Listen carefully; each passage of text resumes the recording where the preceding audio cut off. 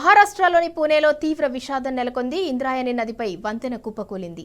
వంతెన ఉన్న కుందమల ప్రాంతానికి ఇవాళ భారీగా పర్యాటకులు వచ్చారు. ఆ వంతెన పాతది కావడంతో కొంత భాగం కూలింది. మహారాష్ట్రలో గత 2 రోజుల నుంచి భారీ వర్షాలు కురుస్తున్నాయి. వర్షాలు వంతెన పాతది కావడంతో కూలిపోయింది. దీంతో పలువురు నదిలో కొట్టుకుపోయారు. ప్రమాదం జరిగిన వెంటనే పోలీసులు రంగంలోకి దిగి సహాయక చర్యలు చేపట్టారు. వీరికి ఎన్డీఆర్ఎఫ్ బృందాలు తోడయ్యాయి. ప్రమాదంలో 2 మృతి చెందారు. 6గురిని రక్షించారు. వంతెన కూలి గల్లంతైన వారి కోసం సహాయక చర్యలు కొనసాగుతున్నాయి.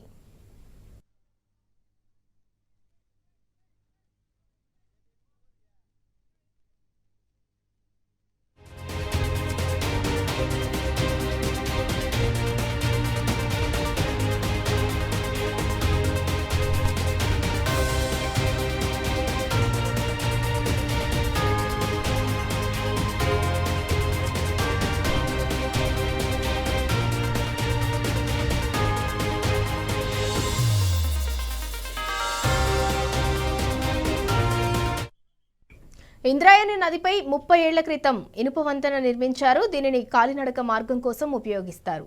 ఇవాళ ఆదివారం సెలవు రోజు కావడంతో భారీగా జనాలొచ్చారు. ప్రమాదం జరిగే సమయంలో 100 మంది వంతెనపై ఉన్నట్లు తెలుస్తోంది.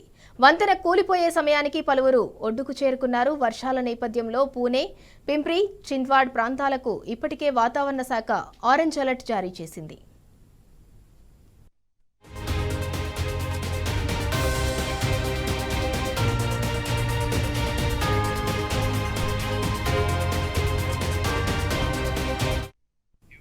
ఐదేళ్ల కింద ఆ వంతెనకు మరమ్మతులు చేశారు. అయినప్పటికీ ఫలితం లేకుండా పోయింది.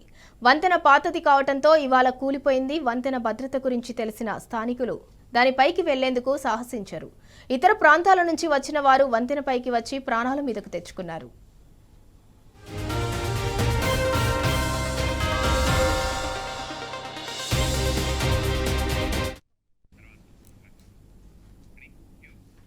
రైట్, ఇక ఇదే అంశానికి సంబంధించి మరింత సమాచారం మా ప్రతినిధి లివిల్ అందిస్తారు. లివిల్, పూణేలో ఇంద్రాయతి నదిపై పురాతన బ్రిడ్జి కుప్పకూలిపోయింది. దాంతో 2 మృతి చెందినట్లు తెలుస్తుంది. 15 మంది గల్లంతయ్యారు. 38 మందికి కూడా రెస్క్యూ టీమ్స్ అయితే కాపాడారు. దానికి సంబంధించి పూర్తి డీటెయిల్స్ ఏంటి?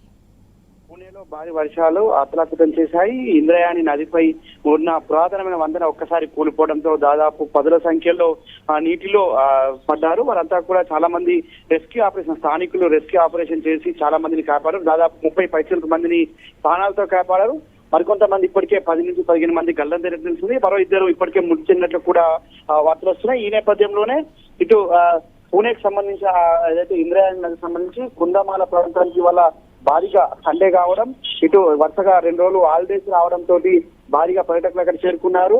దీంతో అక్కడ వంతెన పాతది కావడంతో కొంత భాగం కూలింది. మహారాష్ట్రలో గత 2 రోజులుగా భారీ నుంచి అతి భారీ వర్షాలు కురుస్తున్నాయి. వర్షాలకు వంతెన పాతది కావడంతో కూలినట్లు కూడా స్థానికులు చెప్తున్నారు. పలువురు నదిలో కొట్టుకుపోయారని చెప్పేసి కూడా చెప్తున్నారు. దానికి సంబంధించి ఎన్డీఆర్ఎఫ్ సిబ్బంది ఇప్పటికే గల్లంతైన వారి కోసం గాలింపు చర్యలు చేపట్టింది. ఇటు ప్రమాదం జరిగిన ప్రాంతాన్ని ఇప్పుడు పలువురు రాజకీయ నేతలు కూడా అక్కడికి వచ్చి పరిస్థితిని అడిగి తెలుసుకున్నారు. సుప్రియ సూలే ఎన్సీపీ ఎస్పీపీ సంబంధించిన సుప్రియ సూలే కొద్దిసేపు క్రితమే అక్కడికి వచ్చి పరిస్థితిని అడిగి మరీ తెలుసుకున్నారు. సీఎం ఫడ్నవీస్ సైతం దీనిపై ఆరా తీశారు. క్షతగాత్రులను మెరుగైన వైద్యం అందించాలి, గాయపడిన వారిని, అంతేకాకుండా గల్లంతైన వారిపైన కూడా సహాయ చర్యలు ముమ్మరం చేయాలని చెప్పేసి కూడా ఆదేశాలు జారీ చేశారు. ఇటు వీరికి ఎన్డీఆర్ఎఫ్ బృందాలతో పాటు స్థానికులు కూడా రంగంలోకి దిగారు. స్థానికులంతా కూడా వారికి ఎక్కడెక్కడ ఎలాంటి ప్రాంతాలనే లోతట్టు ప్రాంతం కావచ్చు, నదికి సంబంధించిన అన్ని వివరాలు స్థానికులకు తెలిసి కనుక వారి ఆదేశాల మేరకే ఇటు ఎన్డీఆర్ఎఫ్ బృందాలు కావచ్చు, అటు స్థానిక పోలీసుల సహాయంతో సహాయ చర్యలు ముమ్మరం చేస్తున్నారు. అయితే ఈ గల్లంతైన వారి కోసం సహాయ చర్యలు కొనసాగుతున్నప్పటికీ ఇంద్రాయణి నది దాదాపు 30 ఏళ్ల క్రితం ఇనుప వంతెన నిర్మించారు. దీనికి కాలినడకన మార్గం కోసం ఉపయోగిస్తారు. ఇవాళ సెలవులు కావడంతో రద్దీ ఎక్కువ పర్యాటకులకు తెలియక, చాలా మందికి తెలియకనంటే స్థానికులు ఎవరు కూడా ఏదైతే ఇనుప వంతెన ఉందో ఇనుప వంతెన పైకి వెళ్ళరు, సాహసం కూడా చేయరు. అది గతంలో కూడా అనేక మార్లు దాన్ని రిపేర్లు చేసినట్లు కూడా, మరమ్మతు చేసినట్టు కూడా చెప్తున్నారు స్థానికులు. కానీ పర్యాటకులకు చాలా మంది తెలియకపోవడంతో ఒక్కసారిగా 100 పైసలకు మంది ఒక్కసారి ఎక్కడంతో ఆ వెయిట్ తట్టుకోలేక కూలినట్లు కూడా స్థానికులు అనుమానం వ్యక్తం చేస్తున్నారు. 5 ఏళ్ల క్రితం కూడా ఈ వంతెనకు ఇప్పటికే దీనికి సంబంధించిన మరమ్మతులు చేశారు. అయితే ఇది పూణే, పింప్రి, పిచ్వాడ్ ప్రాంతాలకు వాతావరణ శాఖ ఇప్పటికే ఆరెంజ్ అలర్ట్ కూడా జారీ చేసింది. అయినప్పటికీ కూడా పర్యాటకులు సెలవులు కావడంతోనే పెద్ద ఎత్తున అక్కడ చేరుకున్నట్లు స్థానికులు చెప్తున్నారు. అయితే ఈ వంతెనకి సంబంధించి పెద్ద ఎత్తున బరువును వాపకుండా కొంత రిపేర్లు ఉన్నాయి. దానికి సంబంధించినట్టు కూడా వారు స్థానికులు చెప్తున్న నేపథ్యంలోనే ఒక్కసారిగా కూలడంతో ఏం అంటే వారికి పట్టుకోవడానికి ఏం లేకపోవడంతోనే నదిలో కొట్టుకుపోయినట్టు చెప్తున్నారు. ఇంద్రయాని ప్రమాదం ఘటనకు సంబంధించి ఫడ్నవీస్ తో పాటు పలువురు మహారాష్ట్ర రాజకీయ నేతలంతా కూడా అక్కడి దానిపైన ఆరా తీశారు. ఇప్పటికి దాదాపు 32 మందిలో 6 పర్యాటకుల పరిస్థితి విషమంగా ఉన్నట్టు కూడా చెప్తున్నారు. మొత్తానికి గత కొద్ది రోజులుగా కురుస్తున్న భారీ వర్షాల నేపథ్యంలోనే ఒక్కసారిగా వరద ఉధృతి పెరగడం, ఇటు కొలాప్స్ అంటే ఏదైతే ఇనుప వంతెన ఉందో ఇనుప వంతెన కొలాప్స్ కావడంతోనే గాయపడిన వాళ్ళలో కావచ్చు, మృతి చెందిన వాళ్ళలో కావచ్చు, అలాగే గల్లంతైన వాళ్ళలో చిన్నారులు కానీ వృద్ధులు కానీ ఎవరైనా ఉన్నారా? అంటే పర్యాటకులు కుటుంబాలతో వచ్చారు కనుక ఖచ్చితంగా చిన్నపిల్లలు కావచ్చు, వృద్ధులు ఉండే అవకాశం కూడా స్పష్టంగా కనిపిస్తుంది.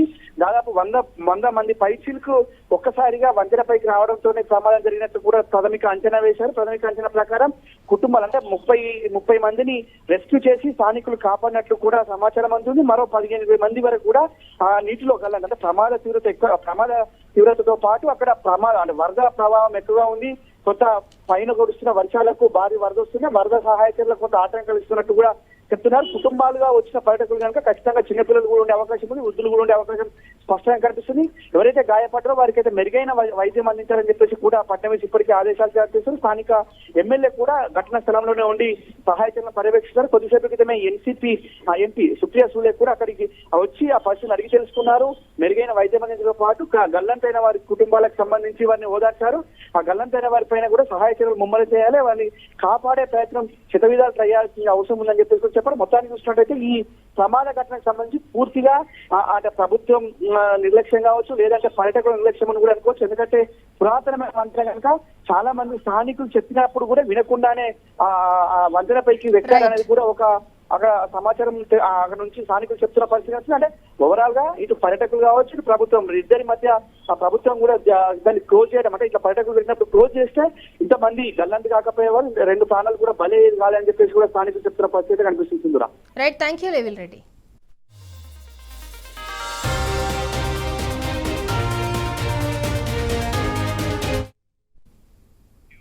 ఇంద్రాయణి ప్రమాద ఘటన వివరాలను మహారాష్ట్ర ముఖ్యమంత్రి దేవేంద్ర ఫడ్నవీస్ వెల్లడించారు. ప్రమాదంలో 2 పర్యాటకులు మృతి చెందారని, పలువురు గాయపడ్డారని వివరించారు. 32 మందిలో 6 పర్యాటకుల పరిస్థితి విషమంగా ఉందన్నారు.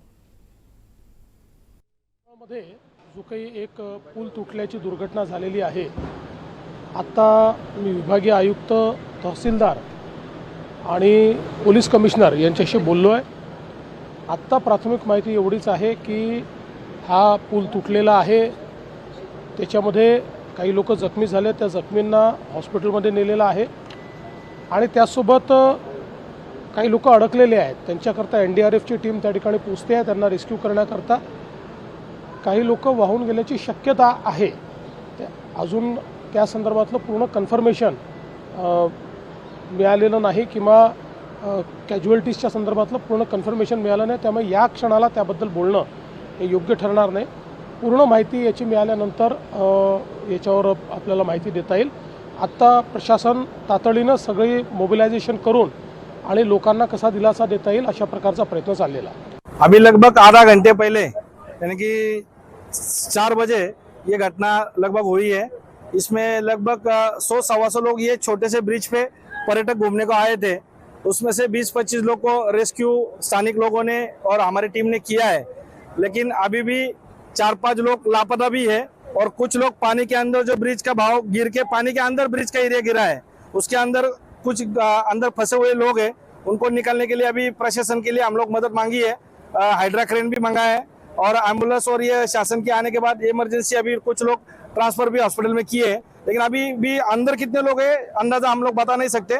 जो बाहर पानी में हम लोग उनको निकाले और 2 मेरे हिसाब से अभी तक तो हमको डेड बॉडी